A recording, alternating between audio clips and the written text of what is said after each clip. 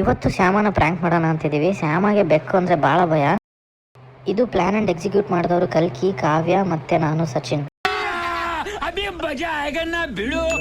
ಒಳಗಡೆ Shyama kitchen clean ಮಾಡ್ತಾ ಇದ್ಲು. ಫಸ್ಟ್ ಕಲ್ಕಿ ಒಳಗೋಗಿ ಅವಳನ್ನ ಡೈವರ್ಟ್ ಮಾಡಿದ. ಆಮೇಲೆ ಕಾವ್ಯ ಮೆಲ್ಲಿಗೆ ಬೆಕ್ಕಿಡ್ಕೊಂಡು ಹಿಂದೆಯಿಂದ ಹೋದ್ಲು.